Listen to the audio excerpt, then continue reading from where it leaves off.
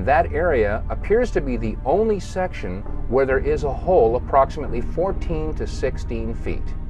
Question: how does a 757 fit into a 16-foot hole and leave no wreckage on the front of the building?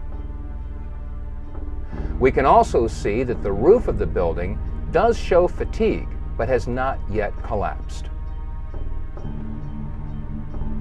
In this photograph, an astonished onlooker sees exactly what we're seeing. The Pentagon had not yet collapsed, and again, there is no sign of any wreckage whatsoever. No tail, no fuselage, no wings, no wheels, no engines, no seats, no luggage, nothing on the outside of the Pentagon. Pentagon roofline is clearly visible, and again, it is under fatigue, but it had not yet collapsed. As we examine this next photograph, let's take a good close look at the lower left corner. You'll see engine 331 from the Metropolitan Washington Airport Authority, and we contacted the fire chief from this engine company. Chief Plower agreed to come on our radio show along with 2 of his firefighters, but 1 hour before airtime, they canceled. We were told that the 2 firefighters had been placed on indefinite leave. When we look at this photograph, we can see that the fire retardant foam is being sprayed on the front of the Pentagon, and again, the area in question had not yet collapsed. And you can see right in the center of the photograph a big area where some of the concrete facing has broken away, and it appears that this is the only major hole in the front of the Pentagon. Again, is this hole big enough to accommodate a 757, and where is the wreckage? In this photograph, we again see engine 331 and fire retardant foam being sprayed on the front of the Pentagon. Note clearly in the center of the photograph, we see the upper floors of the Pentagon, again, yet to collapse, but also notice that there does not appear to be any damage to these upper floors. Question: if the height of the Boeing 757 was 44 feet 6 inches, there should have been some point of impact in these upper floors, and yet when we look at these pictures, there doesn't appear to be any impact whatsoever in the area where the tail should have hit.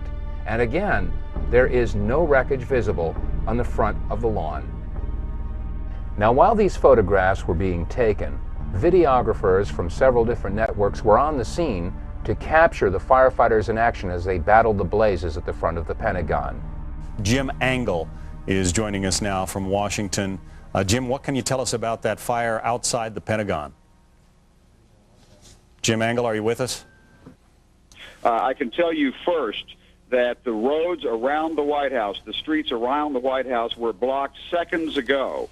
Members of the Uniform Division of the Secret Service ran out to intersections and started diverting traffic. There are emergency vehicles on almost every block around the White House. The road south of the White House has also been blocked. And as you know, the White House is being evacuated. Federal employees are standing on the street corners in and around the White House, having left the building for fear of another attack. As you come into Washington from Virginia, about 2 miles from the Pentagon, you can see the smoke billowing up from the building. Huge clouds of smoke. So much so that commuters coming into town have pulled over to the side of a busy freeway, what is ordinarily a busy freeway, and are sitting, watching in amazement as the symbol of the United States Defense Establishment goes up in smoke. So there is an amazement all over Washington. People are not sure what to think. You've got a lot of federal employees standing around in this area watching as the streets are blocked off and emergency vehicles rush to and fro. We're not sure what they are up to, but clearly there is concern about the safety of the White House and the surrounding buildings. John. Jim, do you know anything about what kind of plane? Be advised, there's floor collapse, structural integrity is compromised. I'll give you a report on the interior.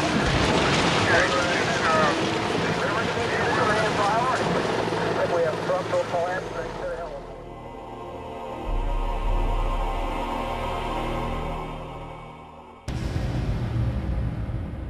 Question: what could have caused this type of damage? What could have caused a 14 to 16 foot hole and pierced 3 of the rings of the Pentagon? Keep in mind that each ring of the Pentagon has an outer and inner wall, each wall approximately 18 inches thick of steel reinforced concrete. That means that each ring consisted of 36 inches or 3 feet of steel reinforced concrete for a total of approximately 9 feet of steel reinforced concrete. Question: could a 757 have pierced 9 feet of steel reinforced concrete and left a 14 to 16 foot hole and no wreckage? If not, what could have created that type of damage? On our radio program, The Power Hour, we have a lot of veterans and military experts that listen in, and many have called up and agreed that it could not have been a 757 that created that damage, but in fact had to be something else altogether. What could have caused that damage? Some call it a bunker buster or a missile. Now, as this controversy percolated through the year 2002, in January of 2003, the entire issue was resurrected when the American Society of Civil Engineers released a report entitled The Pentagon Building Performance Report.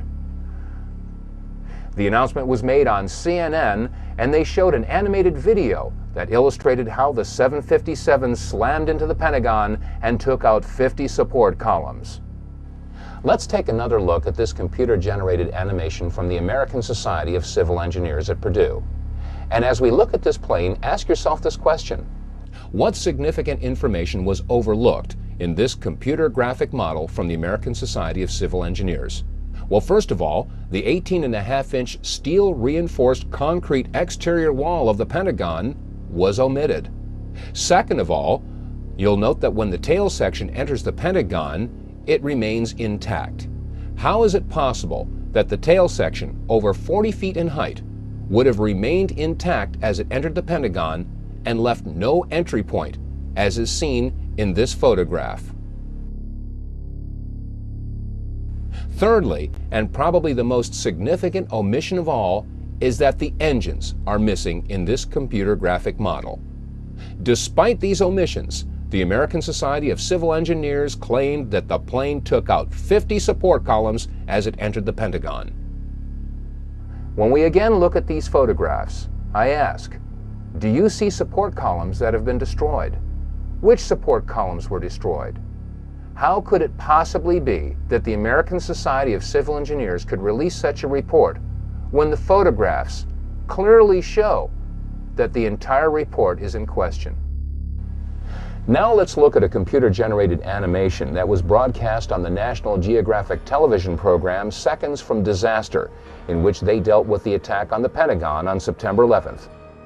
In this computer-generated animation, they show that the wings broke off before the plane entered the first ring. Question: if the plane's wings broke off, then why didn't we see any wing parts in the photographs that we examined earlier? Furthermore, in this computer-generated animation, it clearly shows the plane almost completely disintegrating as it passes through the first ring. Question: how could it have continued along its path and pierced another 7.5 feet of steel-reinforced concrete, piercing the second and third rings of the Pentagon, and leave this hole? You can't have it both ways.